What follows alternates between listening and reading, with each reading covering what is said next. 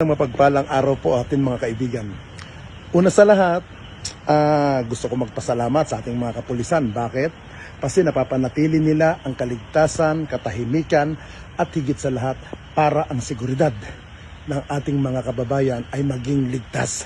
Kaya alam niyo po mga kaibigan, how many times ko po sinasabi at hindi po ako magkasawa na magsabi sa inyo na huwag po tayong matakot sa kapulisan. Kasi po, unang-una ang tagumpay ng kapulisan ay naggagaling po sa inyo sa pamamagitan ng pagtulong, pagsuporta at higit sa lahat yung pagbibigay ng information na makatotohanan. Kaya huwag po tayong matakot o mag-atubili na makipag-cooperate sa ating mga kapulisan kasi malaking bagay po ang inyong ibinibigay na impormasyon.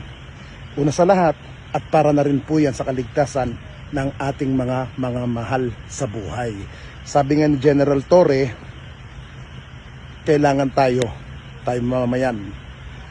Kung hindi tayo kikilos, papaano natin masusugpo ang mga kriminality sa buong bansa. Kaya tulungan po natin ang ating mga kapulisan.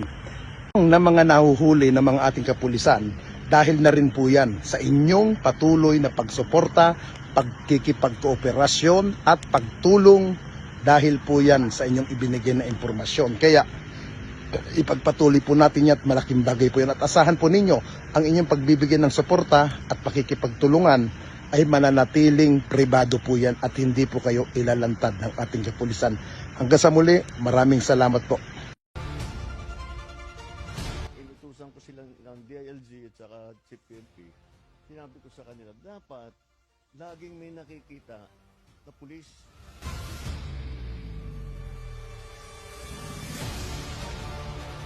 Kailangan ang pakiramdam ng tao, laging may pulis dito. Nararamdaman ng mga tao na safe ng kapaligiran kahit saan Metro Manila, kahit saan magpunta, okay naman. Okay ang palakad ng mga gobyerno natin, mga kapulisan, ayos naman. Mas maganda-ganda na maraming kapulisan. Nakikita naman natin yung mga pulis dito. Responsive naman sila, active naman sila na nag-aayos ng mga traffic natin dito sa lugar na to.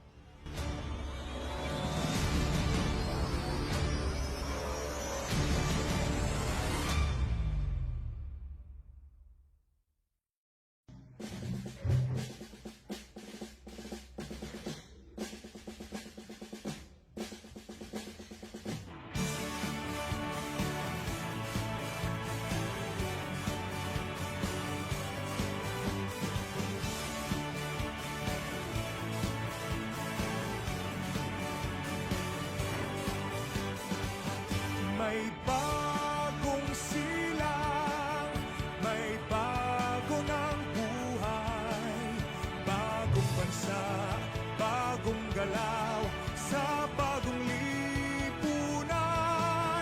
Nagbabago ang lahat, tungo sa pag-unlad, at ating itanghal, bagong lipunan.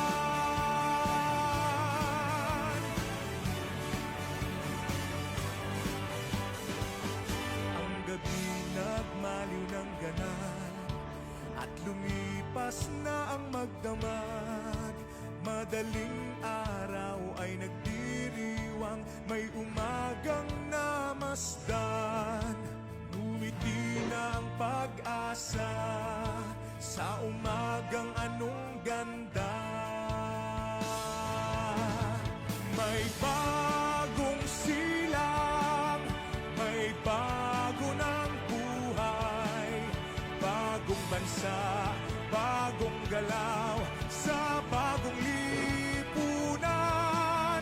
Nagbabago ang lahat, tungo sa pag-unlad, at ating itanghal, bagong lipunan.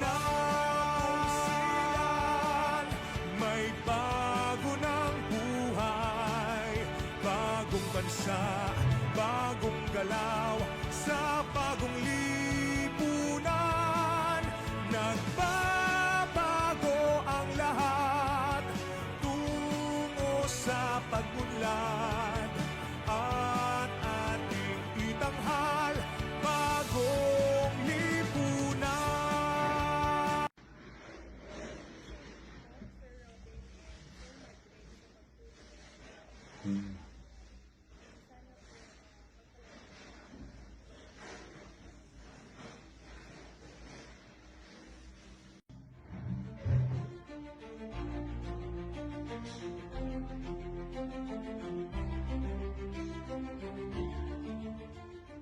Right prevention tips.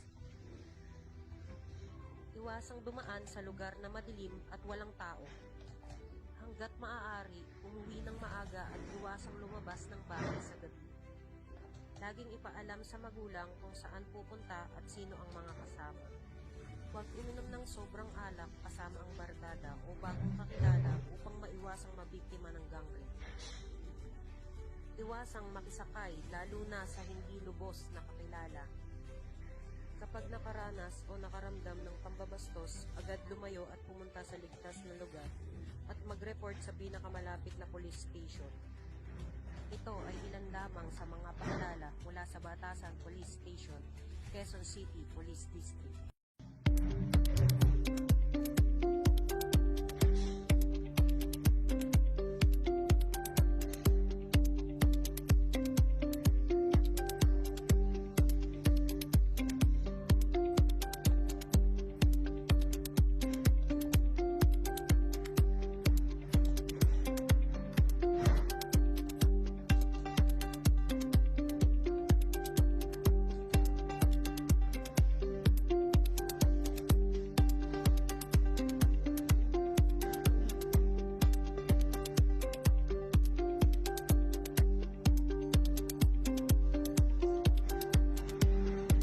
Po ng pulisan na tumulong po sa akin ng June 4 po Wednesday, mga around 5 p.m. Maraming salamat po doon sa pag-respond niyo dito sa aming tahanan para makuha po yung asawa ko na madalas pong nananakit sa akin pati sa mga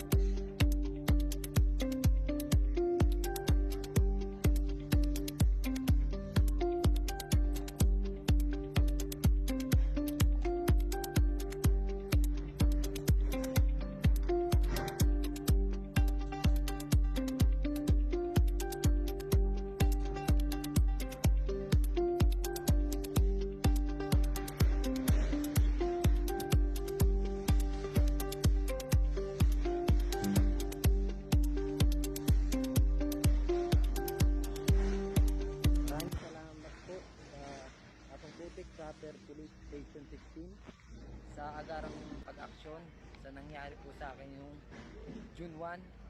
Pinag-tripan po ako ng suspect na wala naman po akong ginagawa at dali-dali ang pong nakuha, nadakip nila ang suspect na ngursanada po sa akin. Maraming salamat po sa inyong lahat, sa mga dumakip, sa nag-asikaso. Salamat po sa inyong lahat. God bless po always. Thank you po.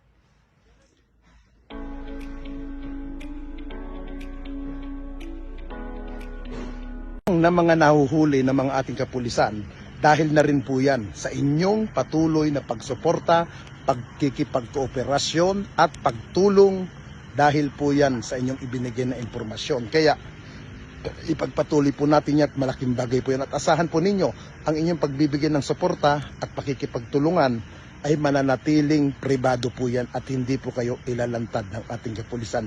Hanggang sa muli, maraming salamat po.